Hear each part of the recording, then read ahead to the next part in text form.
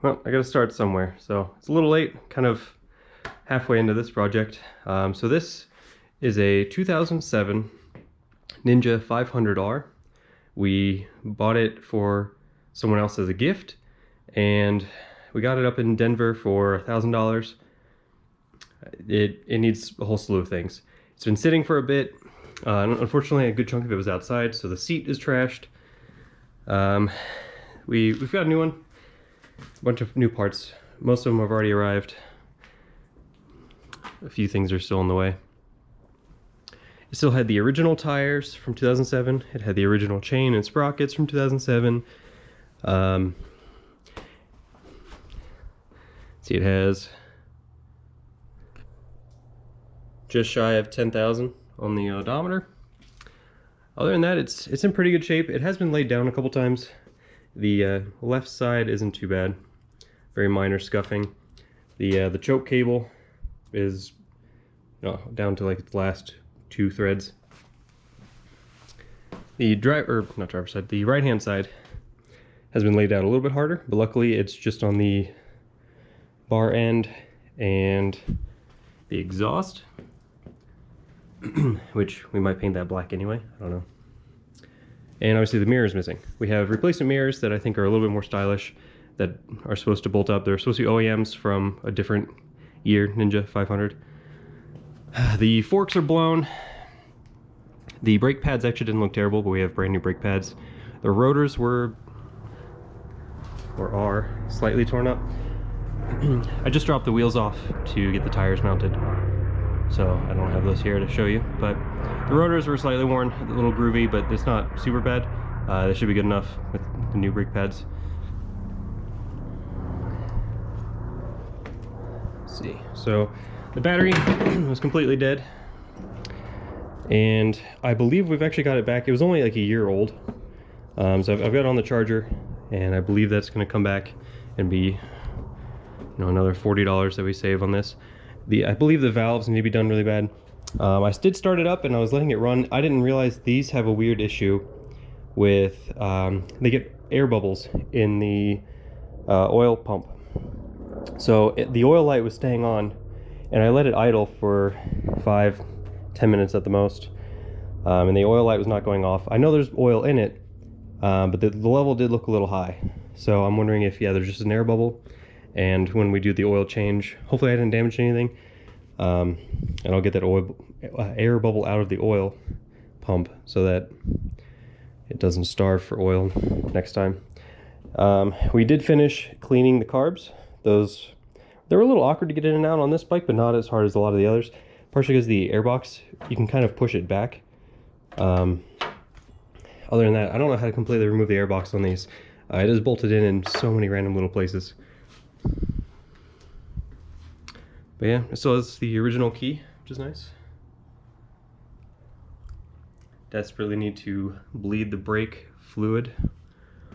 I don't remember if I mentioned the fork seals are completely blown. There's nothing left in those. A lot of pet hair stuck to them because the previous owner was running a pet grooming business. I did clean this fork off a little bit the day we were buying it, just to see how damaged it might be. I think they're undamaged. I think it is just a leak. I don't think there's any bad like uncleanable stuff on the fork tubes, luckily. Yeah, very dirty. This mirror turn signal is completely busted.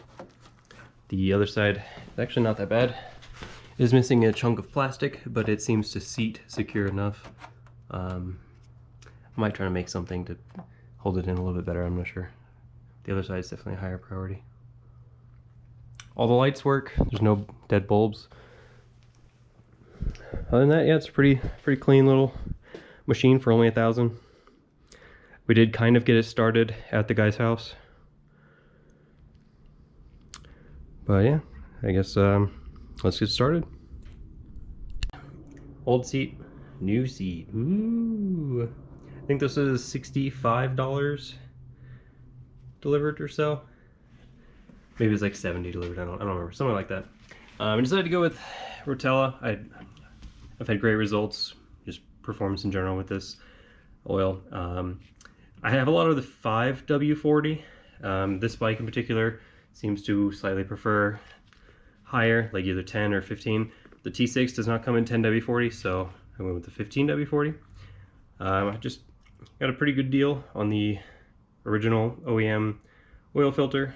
It's like 15 bucks for the Caltric front and rear brake pads. Super cheap. Clutch cable I think was $22, $26, somewhere around there. And just an RK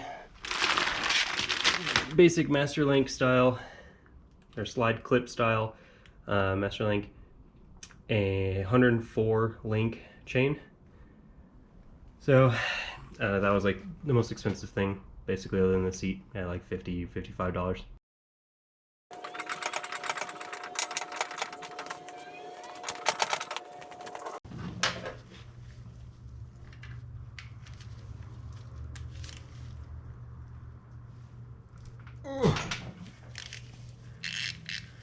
That was definitely over torqued.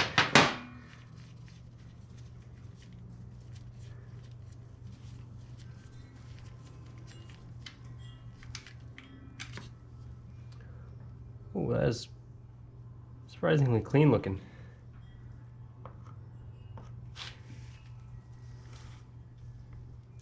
Huh. Yeah, I don't think that's super old oil.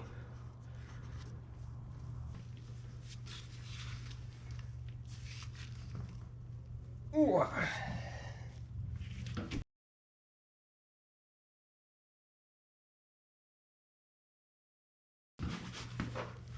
Let's take a look at the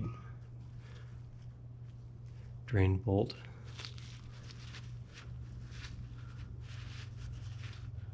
Unfortunately, it doesn't seem to be the magnetic style. There's nothing on it. I think that's a really old compression ring on it. Oof. It's quite stuck.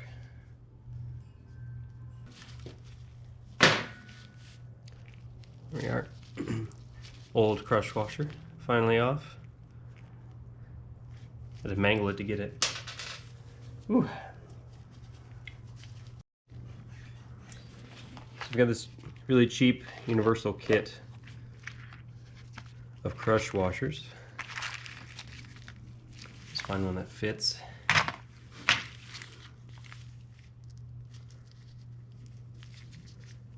That's definitely smaller than the old one.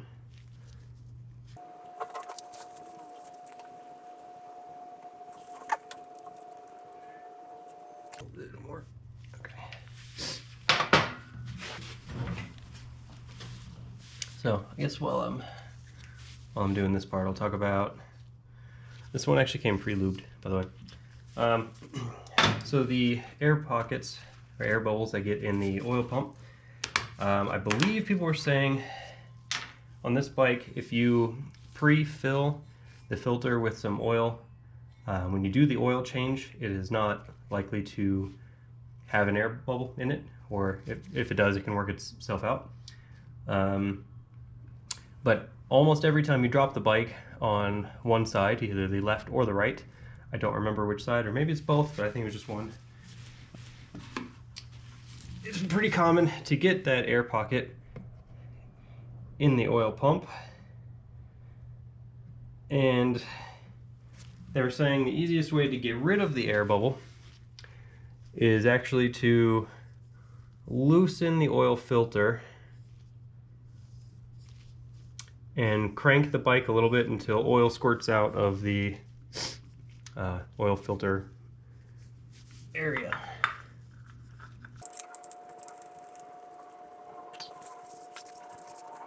So just put some oil in it.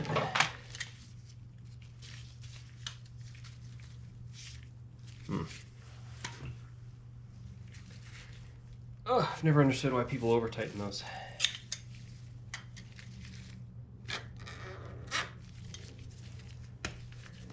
Sheesh.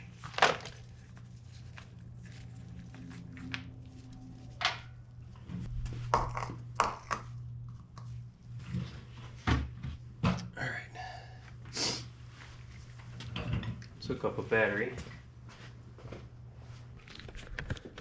Let's see what you can see. So, got the old battery charged up and plugged in. It was leaking a little bit, or had a little bit of corrosion on top. Hopefully this thing's still good. The little tender seemed to say it was fully charged now. I have not checked the voltage, but let's see. Oh, the lights are on better than they were before. So we don't have choke.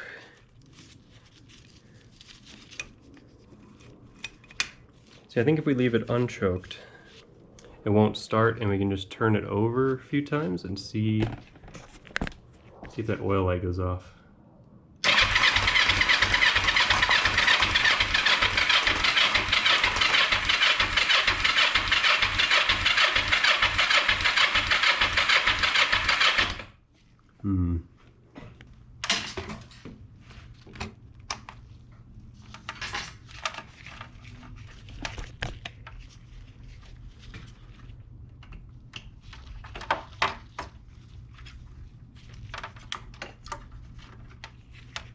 It's always awkward to do with one hand. Alright, so negative, positive. Oof, yeah, I think we have a bad battery. The key is on right now. Let's see. Jumper cables to a bigger battery on the floor. I've got multiple jumper packs, but I find this a little bit easier because the cables on the jumper packs are only like a foot long, maybe a foot and a half on one of them. But super annoying because I don't want to hold the jumper pack. I don't have any easy spot to set it down. So if I put, this spare battery I've got on the floor, I run jumper cables to it, it's a lot easier. So loosen that a little bit again. Turn the key.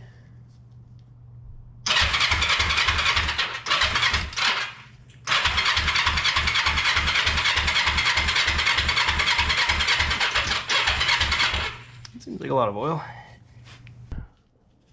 Yeah. Ta-da.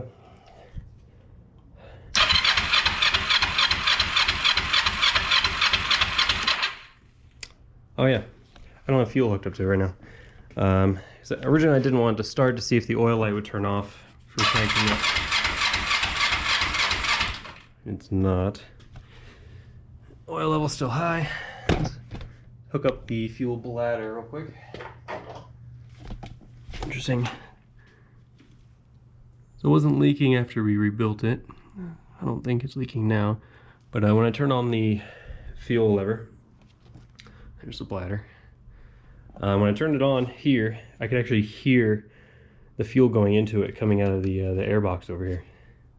Just strange. But that should be full now. Got the choke on. Let's see if it starts.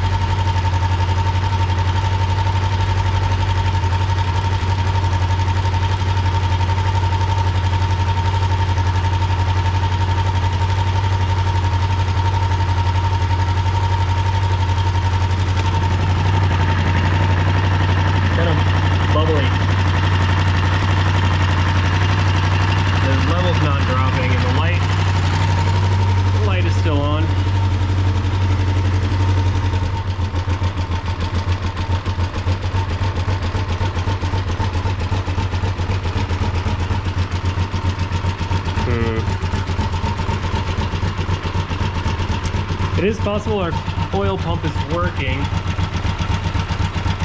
and the oil pressure sensor, or the oil light sensor, is bad, or just broken off. See, I forgot where it is on this bike.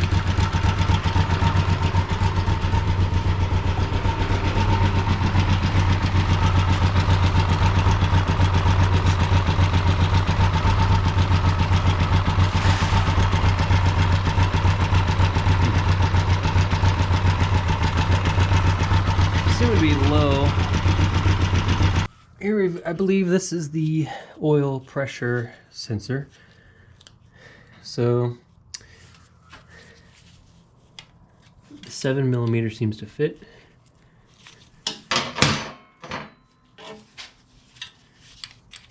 I'll take the wire off first.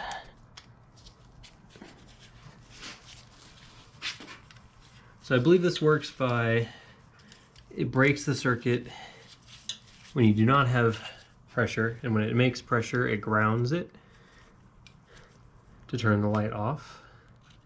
It could go the other way. It only has one wire going to it, so it's definitely using ground. It's just a matter of the light on when it's grounded or is the light off when it's grounded. And just this tiny little screw there. Let's see, turn the bike on. Okay, so yeah, the light is coming on when I ground it. So it means when the oil makes pressure, it should be breaking ground on the sensor. So, bring it back here.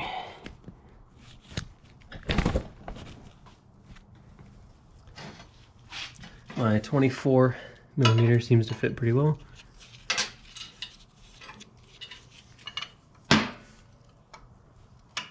Or does it?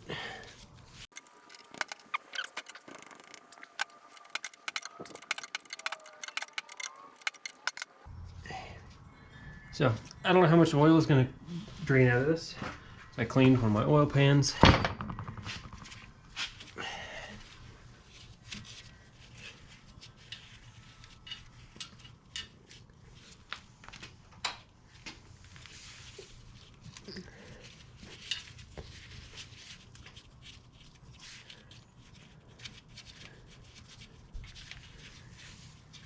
I would assume not all the oil, because it's supposed to be after the oil pump.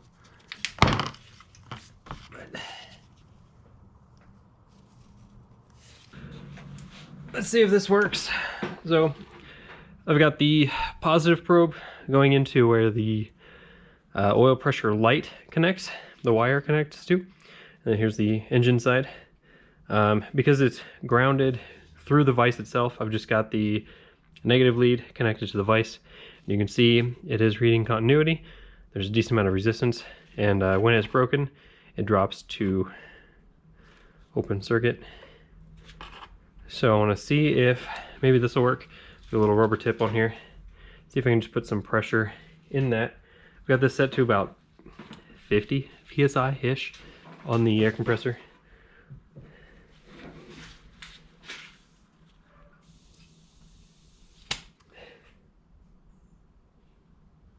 Well, I mean, that seems to be working.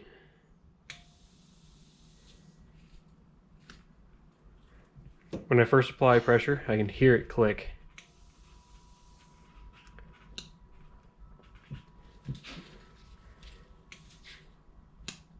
That's pretty neat. Cool, so I know the sensor works. Oil came out of the hole, so we were getting some oil passed. We just weren't building enough pressure, I believe, to turn off the oil light, so that's not good. Hopefully this engine is still okay. It's possible at like the slow cranking speed on the starter, it just wasn't enough to build enough pressure to turn off the light. Alright, I'm going to cut it off there. This video is getting a little long. You're more than welcome to tell me what I did wrong in the comments, but next time we'll get into the valve adjustment. In the meantime, something I designed last night and here's my first test print, so we'll see how this turns out.